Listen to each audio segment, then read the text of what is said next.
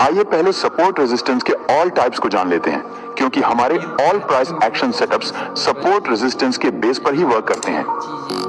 Support और resistance level मुख्य रूप से 4 प्रकार के होते हैं। पहला है price rejection from any point, यानी कि जब प्राइस किसी एक पॉइंट से रिजेक्ट हुआ होता है तो ये हमारा रेजिस्टेंस लेवल की तरह काम करता है, और जब इसका ब्रेकआउट हो जाता है तो ये सपोर्ट लेवल की तरह काम करने लगता है। दूसरा है any PSY level. PSY level को हम साइकोलॉजिकल लेवल कहते हैं। साइकोलॉजिकल लेवल्स 500 और 1000 लेवल्स होते हैं। उदाहरण के लिए जैसे बैंक निफ्टी में इस तरह से लेवल्स होते हैं, तो यह 49,000, 49,500, 50,000, 50,500, इस तरह के जो लेवल्स होते हैं उन्हें हम पीएसवाई लेवल कहते हैं, जो कि एक स्ट्रॉन्ग सपोर्ट और रेजिस्टेंस के जैसे काम करते हैं। तीसरे प्रकार का जो हमारा सपोर्ट रेजिस्टेंस होता है वह है प्रीवियस डे क्लोजिंग। इसका मतलब है कि पिछले दिन मार्केट जिस पॉइंट पर क्लोजिंग किया हुआ होता है वह हमारा एक स्ट्रॉन्ग सपोर्ट और रेजिस्टेंस के जैसे काम करता है। जैसे मान लीजिए कि कल प्राइस इस तरह से पूरे दिन मूवमेंट किया और उसके बाद मार्केट यहाँ पर क्लोजिंग कर दिया था। अब मान लीजिए आज मार्केट ओपन होता है और इस प्रीवियस डे क्लोजिंग के पास आता है, तो प्राइस के बहुत हाई चांस रहते हैं कि यहाँ से बाउंस कर जाए, क्योंकि प्रीवियस डे की क्लोजिंग एक स्ट्रॉन्ग सपोर्ट और रेजिस्टेंस के जैसे काम करता है। चौथे प्रकार का जो सपोर्ट और रेजिस्टेंस होता है वह है टुडे की ओपनिंग, यानी कि आज के दिन की ओपनिंग। जैसे मान लीजिए आज मार्केट इस पॉइंट से ओपन होता है और यहाँ से अपसाइड जाता है और उसके बाद फिर से प्राइस डाउनसाइड आने लगता है।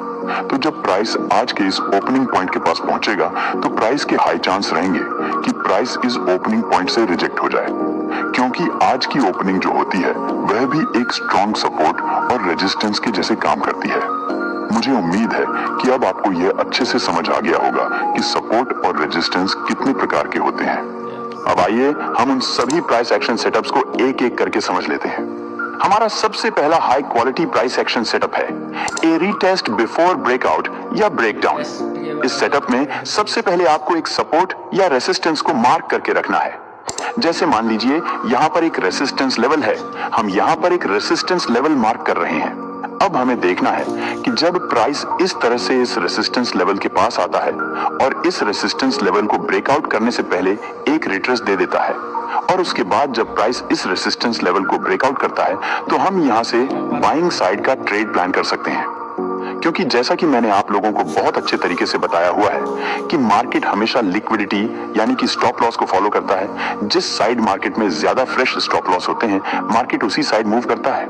तो यहाँ पर भी अगर आप चार्ट की साइकोलॉजी को समझेंगे तो आपको पता चलेगा कि जब मार्केट यहाँ से अपसाइड आने लगता है तो बहुत सारे लोग यहाँ कहीं से बाइंग किए हुए होते हैं। उसके बाद जब प्राइस इस रेसिस्टेंस लेवल के पास आता है तो जितने भी लोग यहाँ कहीं पे बाइंग किए हुए होते हैं वो लोग अपने प्रॉफिट को बुक करने लगते हैं, क्योंकि वो लोग सोचते हैं कि प्राइस अपने रेसिस्टेंस लेवल के पास आया हुआ है, उन्हें यहाँ पर अपने प्रॉफिट को बुक कर लेना चाहिए, नहीं तो प्राइस इस रेसिस्टेंस लेवल से रिवर्स हो जाएगा तो उनका प्रॉफिट लॉस में बदल जाएगा। यही सोचकर जितने भी लोग यहाँ कहीं पर बाइंग किए हुए होते हैं वो लोग अपने प्रॉफिट को बुक कर लेते हैं। जब ये लोग अपने प्रॉफिट को बुक करते हैं तो यहाँ पर हैवी प्रॉफिट बुकिंग की वजह से 1 से 2 रेड कैंडल्स बन जाती हैं। अब बहुत सारे रिटेलर्स यहाँ पर रेड कैंडल्स को देखते हैं तो वो लोग सोचते हैं कि प्राइस इस रेसिस्टेंस लेवल से रिवर्स हो रहा है, उन्हें यहाँ पर सेल कर देना चाहिए। यही सोचकर बहुत से लोग यहाँ पर सेल कर देते हैं और वो लोग अपने स्टॉप लॉस को अपसाइड रख देते हैं। अब इस समय मार्केट में अपसाइड ज्यादा फ्रेश स्टॉप लॉस लगे हुए होते हैं, यानी कि इस समय मार्केट में सेलर्स के ज्यादा स्टॉप लॉस लगे हुए हैं और बायर्स के स्टॉप लॉस नहीं बचे हुए हैं, क्योंकि बायर्स तो पहले ही अपना प्रॉफिट बुक कर चुके हैं। इस समय मार्केट में सेलर्स के ज्यादा फ्रेश स्टॉप लॉस लगे हुए हैं, इसलिए इस कंडीशन में प्राइस के हाई चांस रहते हैं कि प्राइस अपसाइड जाए। तो इस कंडीशन में जब प्राइस रेसिस्टेंस को ब्रेक करने से पहले एक रिट्रेस दे और उसके बाद जब प्राइस इस रेसिस्टेंस लेवल को ब्रेक करे तो आप यहां से बाइंग कर सकते हैं। एग्जाम्पल के लिए आप इस चार्ट में देख सकते हैं कि यहाँ पे एक सपोर्ट लेवल है, क्योंकि प्राइस यहाँ से अपसाइड गया हुआ है तो बहुत सारे लोग इस दौरान यहाँ कहीं से बाइंग किए होंगे और वो लोग अपना स्टॉप लॉस इस सपोर्ट लेवल के नीचे रख दिए होंगे। अब देखिए जब नेक्स्ट टाइम प्राइस इस सपोर्ट लेवल पर आया हुआ है तो यहाँ पे एक बुलिश पिन बार कैंडल बन गई है जिसकी लोअर विक लॉन्ग है। जब ये कैंडल बन रही थी तो ये कैंडल बायर्स के स्टॉप लॉस को हिट करने के लिए इस सपोर्ट लेवल को कुछ इस तरह से ब्रेक की थी, जिसकी वजह से जितने भी बायर्स यहाँ पे बाइंग किए हुए होते हैं उनका स्टॉप लॉस हिट हो जाता है और बहुत सारे लोग यहाँ ब्रेकडाउन को देखकर रनिंग कैंडल में ही सेल कर देते हैं।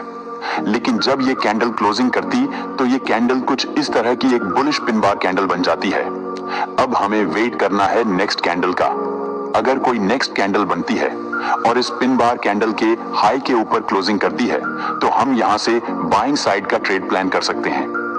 हमें अपना स्टॉप लॉस इस सपोर्ट लेवल के नीचे रखना है और हमारा फर्स्ट टारगेट इस नियरेस्ट स्विंग हाई तक। अब देखिए प्राइस यहां से अपसाइड चला जाता है और हमारा टारगेट इजीली अचीव हो जाता है और जितने भी सेलर्स रनिंग कैंडल में इस ब्रेकडाउन पर सेल किए हुए होते हैं उनका स्टॉप लॉस हिट हो जाता है। इसीलिए एक बात आपको हमेशा ध्यान देना है कि आपको कभी भी किसी ब्रेकआउट या ब्रेकडाउन पर रनिंग कैंडल में एंट्री नहीं बनानी है, नहीं तो आपको नुकसान भी हो सकता है। हमारा तीसरा high quality price action setup है ब्रेकआउट या ब्रेकडाउन विद पावरफुल मूव। इसमें आपको देखना है, जैसे मान लीजिए यहाँ पर एक रेसिस्टेंस लेवल है। प्राइस इस रेसिस्टेंस लेवल पर कुछ इस तरह से लगातार ग्रीन कैंडल्स बनाते हुए जाता है और इस रेसिस्टेंस लेवल को ब्रेकआउट कर देता है। इस कंडीशन में आपको इस ब्रेकआउट को ट्रेड नहीं करना है, आपको इस ब्रेकआउट ट्रेड को इग्नोर करना है, क्योंकि ऐसी कंडीशन में इस ब्रेकआउट के फेल होने का चांस बहुत ज्यादा रहता है। इस कंडीशन में आपको रिवर्सल ट्रेड प्लान करना है, क्योंकि जब प्राइस इस तरह से पावरफुल मोमेंटम के साथ किसी सपोर्ट या रेसिस्टेंस लेवल को ब्रेक करता है तो बहुत सारे रिटेलर्स यहाँ पर मल्टीपल ग्रीन कैंडल्स को देखकर सोचते हैं कि मार्केट बुलिश हो गया है और तेजी से अपसाइड जाने लगा है। यही देखकर बहुत सारे retailers FOMO, fear of missing out में आकर यहाँ पर बाइंग कर लेते हैं और वो लोग अपना स्टॉप लॉस डाउन साइड रख देते हैं। इस समय मार्केट में डाउनसाइड बहुत ज्यादा लिक्विडिटी होती है, क्योंकि बहुत सारे रिटेलर्स एक ही कलर की कैंडल्स देखकर बाइंग किए हुए होते हैं। तो इस कंडीशन में बड़े प्लेयर्स बायर्स के स्टॉप लॉस को हिट करने के लिए फास्ट मोमेंटम के साथ प्राइस को डाउन साइड ले आते हैं, जिससे सभी बायर्स के स्टॉप लॉस हिट हो जाते हैं।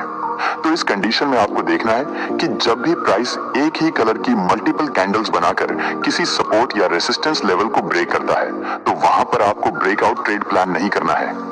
इस कंडीशन में आपको देखना है कि जब प्राइस इस रेसिस्टेंस लेवल को ब्रेक करने के बाद इस सपोर्ट को दोबारा से किसी स्ट्रॉन्ग कैंडल के साथ ब्रेक डाउन करे तो आप यहां से सेल साइड का ट्रेड प्लान कर सकते हैं। उदाहरण के लिए आप यहां देख सकते हैं कि प्राइस 27 अगस्त को इस पॉइंट से ओपन हुआ है और उसके बाद यहां से डाउन साइड आ गया है। तो हम यहां पर एक रेसिस्टेंस लेवल ड्रॉ कर रहे हैं, क्योंकि मार्केट की ओपनिंग जो होती है वो एक स्ट्रॉन्ग सपोर्ट और रेसिस्टेंस लेवल की तरह काम करती है। तो हम यहाँ पर एक रेसिस्टेंस लेवल ड्रॉ कर दिए हैं। अब देखिए जब प्राइस इस रेसिस्टेंस लेवल के पास आया है तो प्राइस काफी स्ट्रॉन्ग ग्रीन कैंडल्स बनाते हुए ऊपर आया है, यानी कि प्राइस पैराबोलिक मूव्स के साथ आया है और इस रेसिस्टेंस लेवल को ब्रेक कर दिया है। अब बहुत सारे रिटेलर्स यहाँ सोच रहे होंगे कि मार्केट में काफी स्ट्रॉन्ग बुलिश ट्रेंड है और यहाँ पर ब्रेकआउट भी हुआ है। अब उन्हें यहाँ पर बाइंग कर लेनी चाहिए, नहीं तो वो बड़ा मोमेंटम मिस कर देंगे। यही सोचकर बहुत सारे रिटेलर्स यहाँ इस ब्रेकआउट पर बाइंग कर लेते हैं और वो अपना स्टॉप लॉस डाउन साइड रख देते हैं। लेकिन हमें इस ब्रेकआउट पर बाइंग साइड का ट्रेड प्लान नहीं करना है, क्योंकि यहाँ पर प्राइस पैराबोलिक मूव्स के साथ इस रेसिस्टेंस लेवल को ब्रेक किया है। जब भी प्राइस इस तरह से पैराबोलिक मूव्स यानी कि एक ही तरह की स्ट्रॉन्ग कैंडल्स बनाते हुए किसी सपोर्ट या रेसिस्टेंस लेवल को ब्रेक करता है तो उस ब्रेकआउट के फेल होने के चांसेस 80 से 90% होते हैं और ऐसे ब्रेकआउट स्मार्ट मनी के द्वारा कराए जाते हैं ताकि स्मार्ट मनी रिटेलर्स को ट्रैप कर सके। इसीलिए हमें यहाँ पर बाइंग साइड का ट्रेड प्लान न करके सेल साइड का ट्रेड प्लान करना है। हमें यहाँ पर वेट करना है जब कोई कैंडल बने और इस सपोर्ट लेवल को ब्रेक डाउन कर दे तो हम यहाँ से सेल साइड का ट्रेड प्लान कर सकते हैं। हमें अपना स्टॉप लॉस इस रेसिस्टेंस लेवल के ऊपर रखना है और हमें हमारा first target nearest swing low तक रखना है।